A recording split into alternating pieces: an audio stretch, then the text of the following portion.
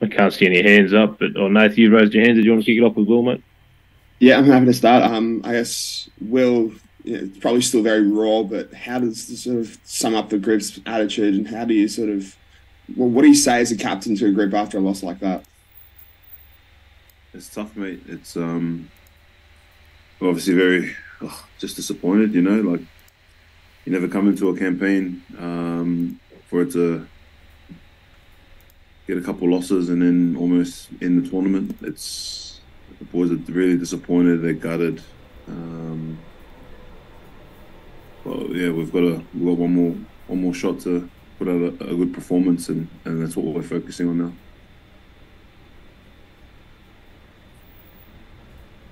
Mel? Well, sort of. I know it's it's probably only been 10 hours, 12 hours, or whatever. But have you guys actually met as a group and talked about what happened, or is it something that you'll get to, I guess, later today? Boarding in progress. We came back. We came back to the hotel last night after Eddie debriefed the team. We got the players together and we connected up. We had a chat together, and I think it's also something that you've got to let sit, and boys will not grieve, but it will sting for a long time. I think for us, we obviously not only let ourselves down, but we let all our fans and our families back home down. So we're hurting for that. Thanks, Tom. Hey, Will. There was a story out saying that Eddie Jones did an interview with Japan Rugby on August 25 before that France test. Was that addressed by the playing group before the game, and do you think it was a distraction? No, it wasn't. It wasn't addressed. No, I don't think it was a distraction. I think that's something that it's been knocked on the head there with Eddie's denied it with us, so we have full trust in him as well. So I don't think it was a distraction leading into the game. When you say he denied it, like, is that a conversation you had with him, or did he get up in front of the group and say this is not true? Like, have you asked him personally? No, we don't have to. I don't have to, mate. I think I heard the press conference last night, and I trust him there and what he says. He's a man of his word, and he's got the full support of the group. Just lastly from me, if it did emerge that he did go to Japan and that this was all true, as a playing group who've been sold the dream of a long-term vision, how do you think the playing group would react? I think at the moment we're in a World Cup in France right now, so we're definitely focused on this at the moment. Whatever happens after that, that's sort of out of our control. So yeah, I don't think it would affect us too much moving forward. We're hurting from this match against Wales, and we want to put out a real performance against Portugal and finish on a high. Thanks, Mel. Will, can you just give us an update on your injury? Are you any chance to actually play against Portugal, and also maybe in terms of yourself with playing in another World Cup? I know it's early days, but do you think that this will be your last one? I think age is I'm on the wrong side of the age bracket, but I've seen older guys go to World Cups. But the injury wise, I'm still steadily trucking along here, working day to day with the medics to try and get right. I'm not too sure if I'll be right for this match, but we'll definitely push it to try and be involved. In terms of last World Cup, like I said, it's one of those things. I thought the 2015 one was my last World Cup, so I'm focused on first off getting back with the team, and then it's the stuff I can control is club form. So that's moving forward. That's what I'll be trying to control. Thanks, Sam. Yeah, hey, Will. Just wondering if you are keen to put your hand up to remain as Wallabies captain going forward, though, being based overseas. And just secondly, can you speak to, I guess, the the leadership group and all the changes of captaincy, the changes of captains that has happened this year. Including after your injury. Wallabies captain, yeah. Like I said, that's another thing that's up to the boss. I think as a leadership group, we've grown a hell of a lot from the start of the year. Boys are coming in and out, and in terms of changing captain, that's something that we've all been prepared for. So anyone in that leadership group that we've had, there's 6 or 7 guys in there. At any day, they could be called to be captain, and then on the day, it's having us generals to help them out. So in terms of that, boys have been ready for that. I don't think it's changed much with our preparation or anything like that. It's literally just I think it's an individual thing on the field, getting our performance right. That's what we've got wrong. Yeah. Thanks, Christy. Hey, Will, can you just tell us a little bit more about your injury and when you suffered it at training? And did you think that things were being pushed right into the edge? Like, I know that you'd obviously had a pretty vigorous training over the last few months and lost kilos, etc. Did you feel like things had to be pushed as much as they did, particularly after big match minutes too? So the calf, I think I've got a grade 1 or a high grade 1 calf. So that we've been training pretty hard, like the last few months, as you said. I don't think it was anything in particular. We're trying to pick our brain if there was anything I did on the day or leading into it. But if you think about it, we literally had the whole day off. So it was an 8-day turnaround. So I don't think anything in training load was it. Maybe a soft pitch or I wore the wrong boots. That could have been the cause. But in terms of training load and high minutes, mate, I don't think it's linked. I play 80 club, and I don't think it was a freak. It was a freak thing that wrong place, wrong time, I think. And are you able just to talk about what you've seen with Eddie in terms of, you've been coached by so many well-respected coaches. There's going to be a lot of pressure for him. Why do you as a captain feel like Eddie is the right person to continue coaching Australia? So what was that? What was the question? Just in regards to, there's going to be a lot of heat come under Eddie and his future. Why do you, as captain, having featured under so many coaches, why do you think that Eddie's the right person to coach Australia going forward? Yeah, I think his long-term vision and what he wants Australian rugby to be back to, I think it's a positive.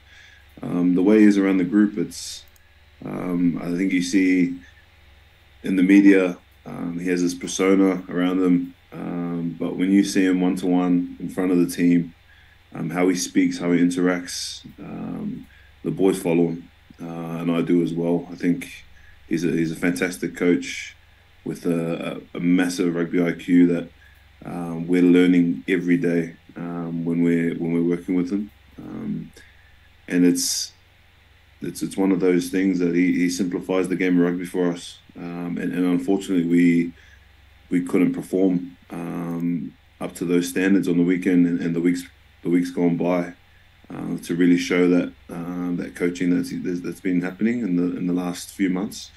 And that's on the players and that's on us owning that and putting our hands up as well, I think. Thanks, Tom.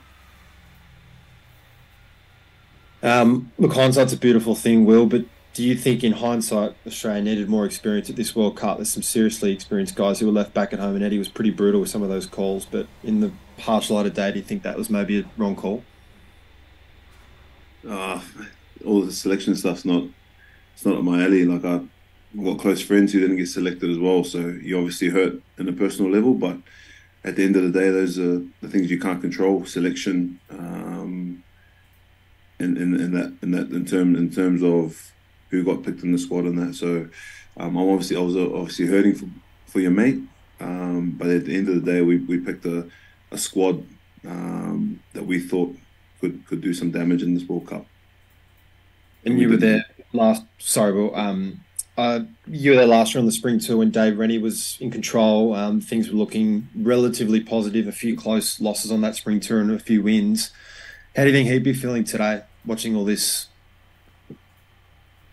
Who Dave? Yeah, Dave. Obviously, like effectively, this was his team that he built for 3 years, and it got torn up right at the last minute. I think he'd be hurting, mate. He's a good man, Dave. He had good relationship with his players as well. So, mate, I think he'd be hurting on a personal level. I'm sure he'd send texts out to his players, his ex-players. But yeah, I think it's, as a person, he was a good person. So he'd be definitely hurting for where we're at the moment. Thanks, Nath. I guess, Will, with, I know the focus will be on the loss and sort of getting over it, but you still have one more game to go, still technically a mathematical chance of making the quarterfinals. What do you do as captain just to really sort of rally the group and get them to bounce back ahead of what's still going to be an important game coming up this weekend against Portugal? Yeah, it's a tough one. I think I'm in a tough position, also being injured. I'm on my own sort of rehab journey, but and being the leader, you've got to not invest more, but I've got to be around the boys a lot more, and in my messaging and in making sure that we're united and connected this week. It takes a day or two to emotionally to get back after a loss like that with so much on the line. So I think we'll take today. We might even get on the paddock this afternoon to make sure that we rectify what happened on the weekend, or what happened last night. It's still quite raw, and then build the week into what we want to be proud of in a performance that we want to be proud of. Julian, thanks. Hey, I'm finally working out how to put the hand thing up. So, Will, there's going to be an independent review after the World Cup about everything that how it all transpired.